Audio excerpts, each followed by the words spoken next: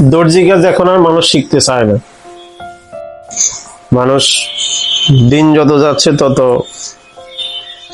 হাতের টেকনিক্যাল কাজগুলো,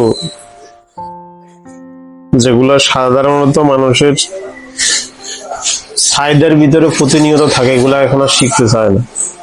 যেমন দর্জি কাজ, ওয়ার্কশপের কাজ।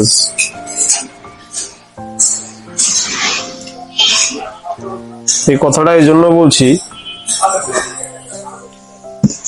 দীর্ঘ অনেক বছর যাবত চেষ্টা করছিলাম, দোকানদারি করি, কারিগর জোগাড় করতে পারলাম না।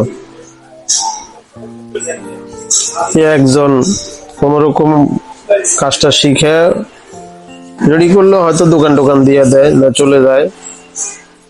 এইভাবেই দিনগুলা গেছে। কিন্তু এই কাজ এখন আর কেউ মনোযোগ দিয়ে শিখার ইচ্ছা নাই, স্বাদ নাই। সবাই চায় কম্পিউটার চালাইতে, সবাই সফটওয়্যার ইঞ্জিনিয়ার হইতে চায়।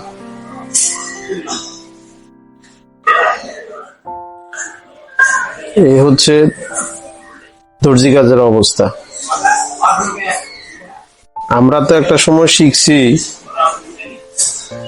এখন এটা ছাড়া অন্য কিছু করতেও পারবো না। সময় মতো ডেলিভারি দিতে পারি না, কাস্টমারের কথা শুনতে হয়,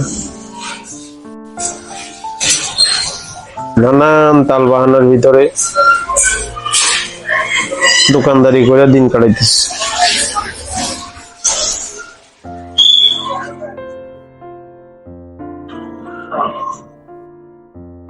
লেখাপড়ার পাশাপাশি যে কোনো একটা কাজ শিখা উচিত, হাতের কাজ জানা থাকলে ভালো।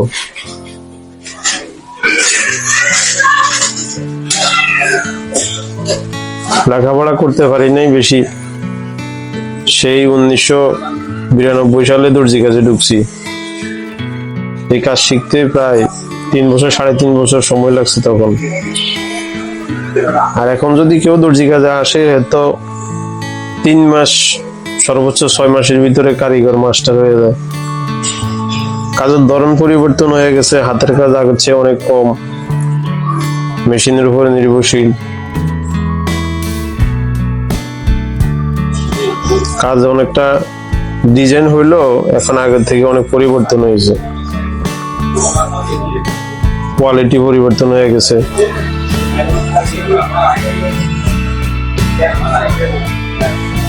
আসলে এই জন্যই মূলত ভিডিওটা করা।